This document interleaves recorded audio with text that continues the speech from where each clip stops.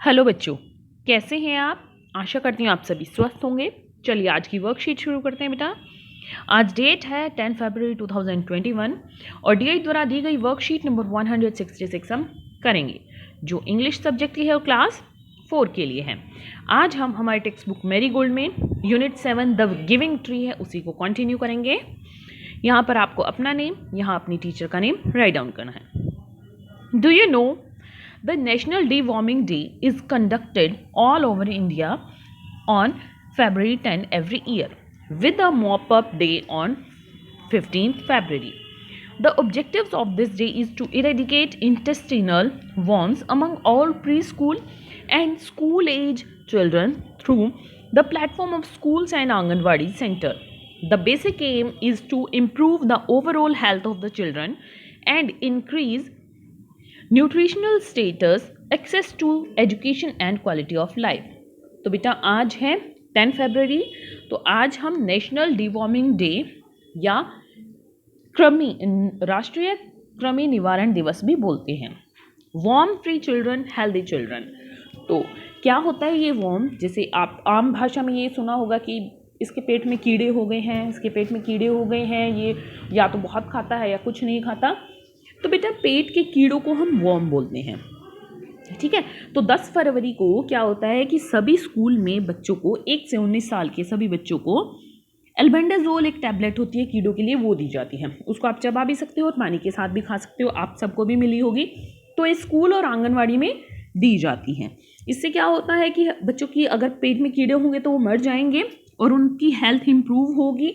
अगर health improve होगी तो आप पढ़ाई भी अच्छे से करेंगे, ठीक है। अगर आप बीमार कम होगे तो तभी तो पढ़ोगे आप। चलिए अब शुरू करते हैं worksheet. Let's read the following passage from the play the giving tree and answer the question given below.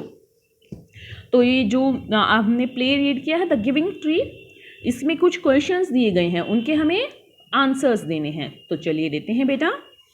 पहले हम पैसेज रीड करते हैं एक। And after a long time, the young man came back again. बहुत दिनों के बाद वो जो इंसान है वो वापस आया। Now he was an old man, but the tree recognized him. वो जब आया था तब तो वो जवान था, लेकिन अब वो बूढ़ा हो गया है, लेकिन फिर भी ट्री ने, पेड़ ने उसे पहचान लिया। Tree, I am sorry friend, but I have nothing left to give you. अब पेड़ कहता है आई एम सॉरी फ्रेंड, लेकिन मेरे पास अब देने के लिए कुछ भी नहीं है। माई एप्पल्स आर गॉन, मेरे सेब भी जा चुके हैं।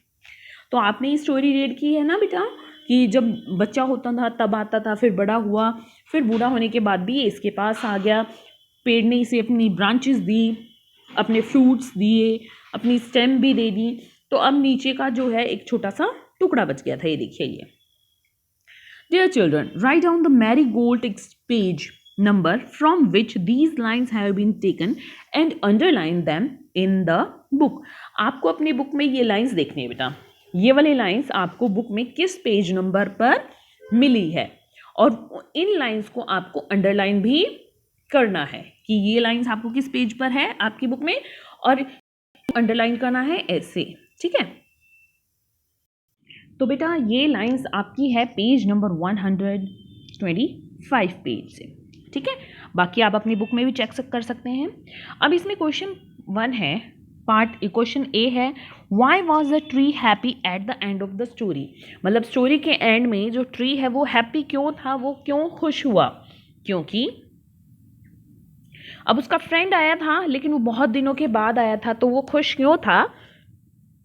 बिकॉज वो जो उसका फ्रेंड है, वो ओल्ड मैन है, वो बहुत दिनों के बाद उससे मिला है, बट कोई नहीं, उसको ये है कि मेरा फ्रेंड मुझसे मिलने तो आया, इसीलिए वो हैप्पी है। तो इसको हम इस तरह से लिखेंगे बेटा, the tree was happy at the end of the story because the old man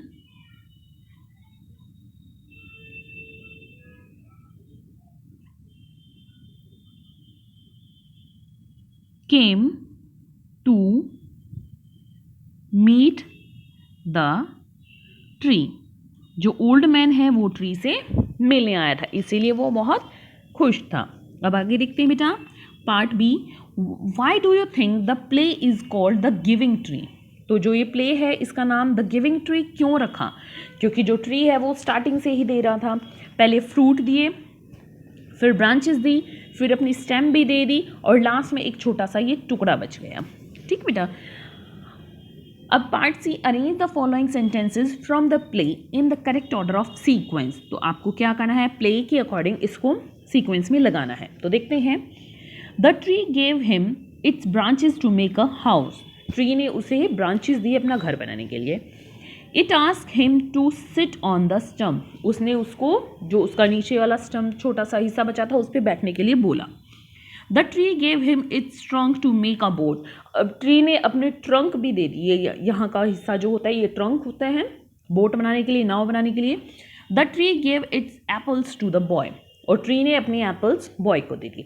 तो सबसे पहले तो ट्री ने अपने एप्पल बॉय को दिए, फिर ट्री ने अपनी ब्रांचेस दी कि घर बना लीजिए, फिर उसने अपनी ट्रंक दे दिया बोट बनाने के लिए, फिर उसके बाद वो ओल्ड मैन फिर से आया और उसने अपने स्टंप पर उसको बैठने के लिए बोला। Part D, choose the right word from the box which best describe the quality of the tree in the play the giving tree and write them in the space given below। तो आपको क्या करना है, ये नीचे words दिए गए हैं, इनमें से वो वर्ड सिलेक्ट करने हैं जो द गिविंग ट्री की क्वालिटी बताते हों।